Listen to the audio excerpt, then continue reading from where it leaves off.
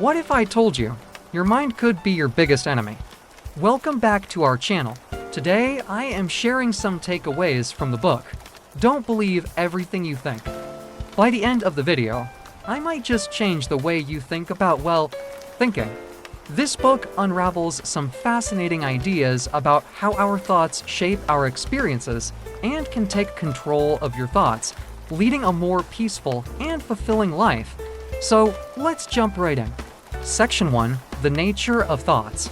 Have you ever wondered, what are thoughts? The author suggests that thoughts are like clouds drifting through the sky of our mind. Sometimes they're light and fluffy, other times dark and heavy, but they're never permanent. The key idea here, our thoughts are not facts, they're just ideas our mind creates. This means that just because you think something, it doesn't mean it's true. It's a bit like a cat chasing its own tail. Entertaining, sure, but not always leading to anything useful. I have a brilliant cat idea. The next time a thought pops into your head, especially one that triggers worry or stress, pause, take a deep breath, and ask yourself, is this thought a fact or just an idea my mind is presenting? By doing this, you create a little space between you and your thoughts, making it easier to see them as passing clouds rather than absolute truths. Understanding this can help us take a step back and see our thoughts for what they are, instead of letting a single worry ruin your day or nap. Section 2, The Problem with Overthinking. Have you ever found yourself stuck in a loop, turning the same thought over and over? It's a common problem, and it's one that this book tackles head-on. Overthinking is like getting tangled up in a ball of yarn. At first, it feels productive, but soon you're all knotted up, stressed out, and not getting anywhere. Here's a practical tip to break the cycle of overthinking. Try setting a worry timer. When you catch yourself stuck in a loop, set a timer for 5 minutes. Allow yourself to think about the problem during that time, but once the timer goes off, consciously shift your focus to something else, something positive or engaging. This exercise trains your mind to limit the time spent on unproductive thoughts, helping you untangle from overthinking. We can't always control the thoughts that pop into our heads. We can choose whether or not to keep following them.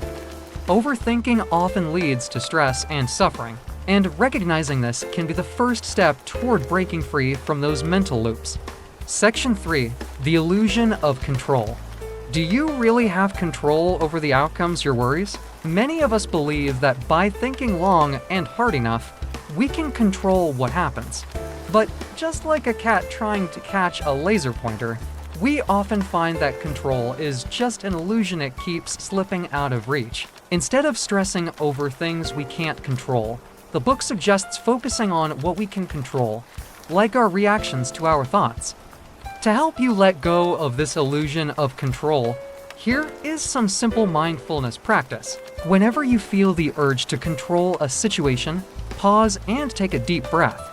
Ask yourself, what can I control in this moment? Focus on actions within your control, like your response to a situation or your attitude rather than outcomes. This shift in focus can reduce anxiety and help you stay grounded in the present. Section 4, Letting Go of Negative Thoughts. What do you do with all those negative thoughts that keep popping up? Imagine your mind as a cozy spot in the sun, and negative thoughts as shadows passing through. The idea here is to observe these thoughts without holding onto them. Let them pass by without affecting your inner peace. By not attaching to every negative thought, we can free ourselves from a lot of unnecessary suffering. The book introduces a method called thought labeling. When a negative thought arises, simply label it this is just a thought, and don't let it interact with your emotion. Practice this regularly, and you'll find it easier to let go of negative thoughts instead of letting them linger. Section 5, Embracing the Present Moment. How often do you focus on what's happening right now?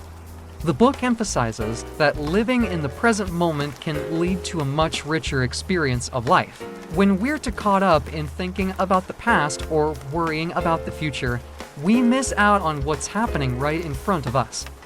I know, Everyone keeps saying be like living in present all the time, and it become a mantra that means nothing.